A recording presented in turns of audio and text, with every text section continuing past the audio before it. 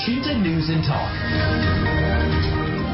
Dirlantas Polda Jateng, Dinas Perhubungan Jateng dan Kementerian Perhubungan berencana melakukan penertiban terminal bayangan yang ada di Kota Semarang. Terminal bayangan yang dimaksud adalah Jalan Sukun Raya, Banyumanik, Terminal Terboyo dan juga Jalan Siliwangi, Kerapiak. Dengan adanya penertiban tersebut diharapkan operasi bus dapat masuk ke terminal resmi yang sudah disediakan. Apakah kebijakan ini akan efektif dan mudah diterima masyarakat? Kita akan jumpai Sekretaris Dinas Perhubungan Provinsi Jawa Tengah, Surya Deta Safri, STMT. Elshinta News and Talk. Pak Surya, sebenarnya berkaitan dengan kebijakan penutupan terminal bayangan ini bagaimana sih Pak? Penjelasannya Pak. Ya, Selamat siang Pak Surya. selamat siang, Ya, bagaimana Pak? Terima kasih. Ya, kemarin memang sempat dilaksanakan pembahasan Mas terkait dengan terminal bayangan ini. Jadi kemarin sudah dilakukan koordinasi ya dengan teman-teman dari BPTD Jawa Tengah DIY, kemudian dari Dirlantas Polda, dan dari Jasara Harja, kemudian juga hadir Dirkrimsus, serta dari Kasat Lantas ya, serta dari Disub Kota Semarang juga. Jadi ini memang kita berharap nanti kegiatan ini kita sama-sama bisa melakukan penegakan hukum Mas di terminal bayangan yang ada di Kota Semarang. Sehingga kita harapkan nanti memang terminal yang resmi ini bisa berfungsi sebagaimana mestinya Mas, sebagai tempat penumpang naik dan turun, dan kita harapkan bis-bis nanti bisa masuk juga Mas di terminal-terminal yang ada di Kota Semarang, tidak masuk di terminal bayangan Mas. Itu Mas. Baik, kalau selama ini bagaimana kemudian dengan daftar atau kemudian rabaan dari Dinas Perhubungan dari terminal-terminal itu sebenarnya seberapa aktivitas mereka seberapa besar sehingga berdampak kepada terminal utama Pak?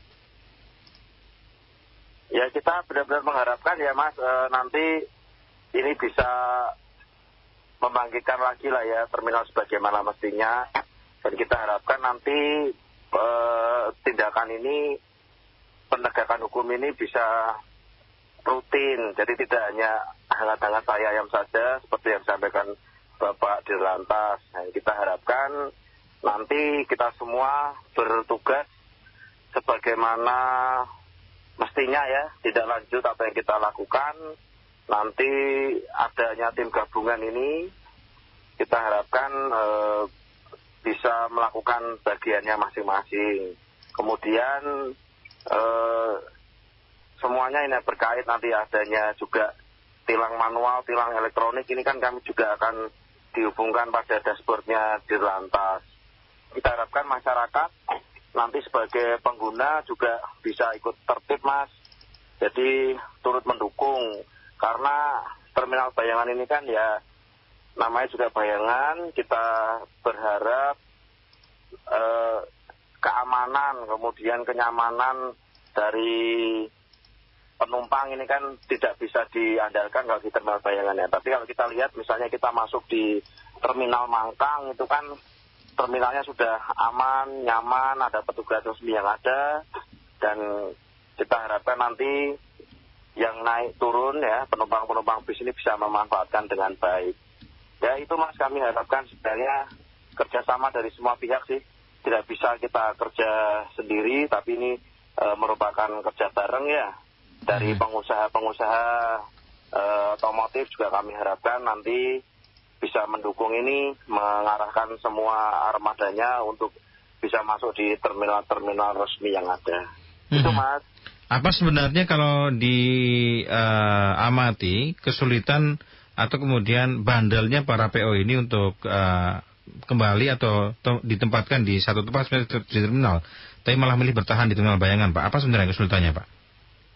Ya mungkin di terminal bayangan itu kan masyarakat sendiri yang sudah ada di sana ya, sudah terbentuk, pasarnya juga sudah terbentuk, mereka merasa lebih dekat dengan tempat asal perjalanan. Tetapi kan ya kita sama-sama sekarang ini kita harus bisa mau berubah, adanya semangat baru bahwa terminal-terminal resmi ini bisa dimanfaatkan.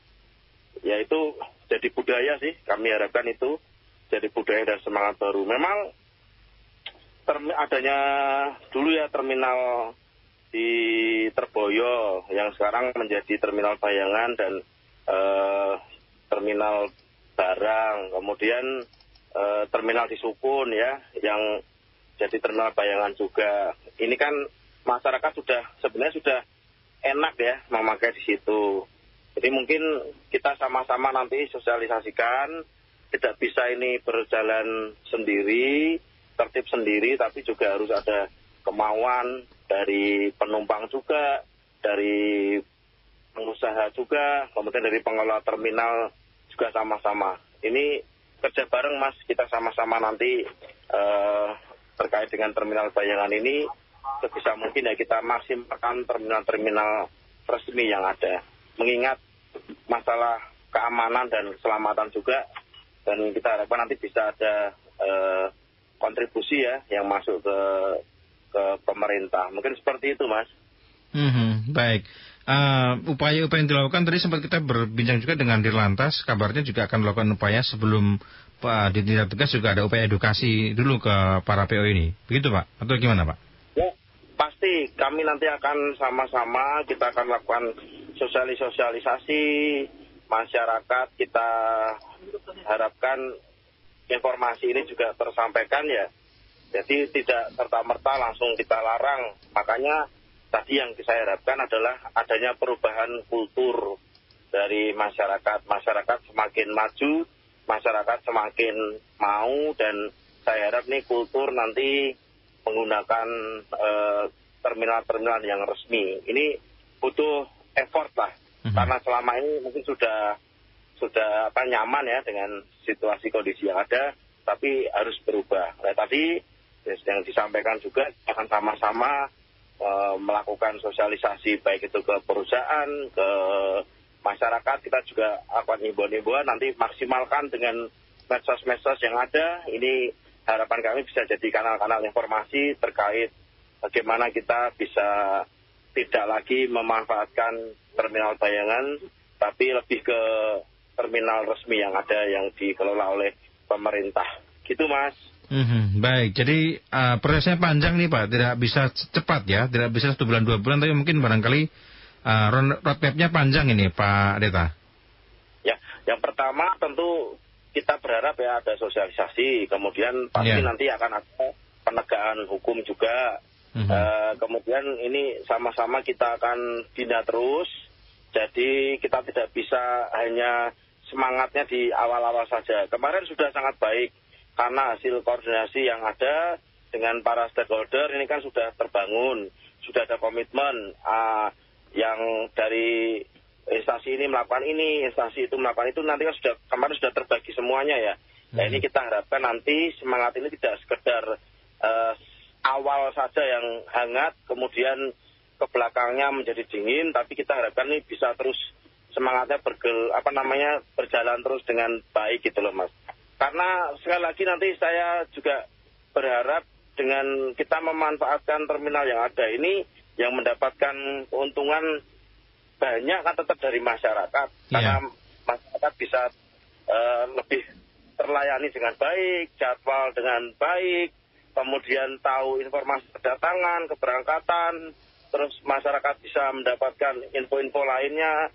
Kemudian kita kan sudah sama-sama dari Disub sendiri sebenarnya sudah mengembangkan ada aplikasi yang bisa dimanfaatkan oleh masyarakat. Ini sementara memang belum di semua terminal ya, tapi minimal secara online ini kan sudah mengerti tentang jadwal, kemudian PO-PO yang ada mana saja, kemudian kita harapkan informasi kelaikan bis nanti juga bisa dilihat.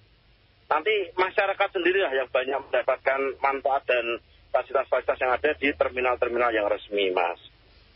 Baik, saya ada pertanyaan dari pendengar ya, yang menanyakan ini Pak Toto, di Gunung Bati saya beberapa kali ke terminal Mangkang, terminalnya bagus, layanannya bagus, ada kafenya juga, tapi terminalnya sepi, kendaraan bisnya hampir nggak ada. Ini yang mengecewakan, harusnya terminal menjadi pusat transportasi umum masyarakat. Ini yang pertama. Kemudian ada lagi pernyataan dari Ibu Susi di Ngalian. Selama ini kebanyakan ya memang di sekitaran Jalan Siliwangi kalau kita mau naik kendaraan lebih dekat. Kalau kemudian sampai dihilangkan, apakah tidak merugikan masyarakat yang sudah biasa ke sana, Pak? Ini tanggapannya silakan dari dua pendengar kita, Pak. Jadi kan nanti pernyataan dari Bapak yang di Gunung Pati ini benar. Saya juga sampai di sana, di Mangkang juga kenyataannya memang masih sepi-sepi saja ya, landai-landai saja. Bahkan kemarin ramenya hanya untuk yang program balik gratis dan mudik gratis dari pemerintah ya. Yeah. Nah ini kan sebenarnya pemerintah sudah menyediakan sarana dan prasarana yang ada. Nah ini bagaimana kita memanfaatkan. Makanya nanti saya bilang tadi bahwa ini tidak bisa kita kerja sendiri, tapi bagaimana kita bisa menyemarakkan simbol transportasi ini tidak sekedar jadi simbol transportasi saja, tapi di sana ada pusat kegiatan yang lainnya. Ini yang saya lihat dari pengelola Terminal Mangkang ini kan sebenarnya sudah luar biasa, sudah sering mengadakan event-event di sana. Yeah. Kemudian di Mangkang pun juga ada mall pelayanan publik di sana. Jadi sebenarnya ini bisa menjadi sebuah daya tarik ya. Tarikan masyarakat bisa memanfaatkan apa saja yang disediakan oleh di Terminal Mangkang itu. Jadi kembali lagi kemauan dari masyarakat juga kami harapkan nanti juga ada. Kemudian kalau kita lihat tadi di sekitaran Jalan Siliwangi, ya nanti apa yang kita lakukan adalah kalau masyarakat mau dalam pergerakan yang seperti itu, mungkin nanti kita juga akan kerjasama dengan Disub Kabupaten, dengan Disub Kota ya, bagaimana menyediakan feeder-feeder. Jadi dari angkutan-angkutan pengumpan ya, dari tadi yang jadi terminal-terminal bayangan itu mungkin salah satu strateginya kita ya, kita siapkan halte di sana, kemudian kita siapkan feeder-feeder, dan itu yang akan menghantarkan masyarakat ke terminal-terminal resmi yang ada. Jadi ini juga butuh strategi juga. Tadi saya sampaikan tidak bisa seketika, budaya dan kultur masyarakat juga akan kita rubah pelan-pelan lah, perlahan seperti itu Mas. Iya. Jadi effort yang luar biasa ini nanti. Tapi keuntungannya adalah, sekali lagi saya sampaikan keuntungannya, manfaatnya pasti nanti akan banyak dapat dirasakan oleh masyarakat. Kalau masyarakat berpikir nanti wah jauh harus ini, nah ini kemauan kita untuk mau berubah. Jadi sama-sama seperti itu. Apalagi sekarang sudah ada ini ya, sarana transportasi terintegrasi seperti Trans Jateng atau Trans Semarang ya Pak ya? Jadi untuk Trans Jateng sendiri, untuk yang koridor Trans Jateng yang dari Semarang sampai ke Kendal ini kan juga singgah di Mangkang. Jadi kalau masyarakat mau memanfaatkan itu juga bisa. Dari Trans Semarang jadi juga ada. Jadi sebenarnya layanan-layanan ini sudah ada, disiapkan juga oleh pemerintah, oleh kolaborasi ya, baik itu Kota Pemkot Semarang maupun Pemprov Jawa Tengah. Sama-sama kok tujuannya semuanya untuk memberikan layanan yang bagus, yang mudah, yang murah, yang terjangkau ya, nyaman juga buat masyarakat. Bis-bis kita bagus semua Mas. Semua AC dan tarifnya pun juga tidak mahal. Hanya kalau yang di Trans Jateng itu untuk umum hanya 4.000 Mas. Semua koridor. Ya. Kalau berkaitan dengan sejauh mana sih Pak kewenangan Dishub Jateng berkaitan dengan Terminal Mangkang, kan kalau Terminal Mangkang kan sudah maksudnya tipenya ke pemerintah pusat ya Pak, tipe A ya Pak. Ini bagaimana koordinasi dan juga ini? Ya, tapi sama-sama sekali lagi kalau kita berbicara kewenangan ya semua akan terbagi-bagi. Tapi kalau kita mindsetnya kita adalah kita samakan, mindset kita adalah mindset pelayanan, kita kolaborasi, memberikan layanan yang terbaik buat masyarakat, ya masalah kewenangan bisa kita nomor 2 kan, yang penting pelayanan ini bisa kita berikan maksimal buat masyarakat. Jadi sama-sama, kita pun juga tidak bisa kerja sendiri ya, dari BPTD juga tidak bisa kerja sendiri, Terminal Mangkang tidak bisa kerja sendiri, tapi bisa sama-sama kita support. Karena prinsipnya seperti itu, ada koordinasi, ada komunikasi, ada kolaborasi. Semua kita kerjasamakan, fokus dan prioritas kita untuk pelayanan kepada masyarakat, Mas. Gitu, Mas. Baik, terima kasih Pak Deta sudah berbincang bersama El Sinta pada kesempatan siang ini. Selamat siang, Pak Deta. Terima kasih. Demikian mendengar Sekretaris Dinas Perhubungan Provinsi Jawa Tengah, Surya Deta Safri STMT. El Sinta Semarang News and Talk.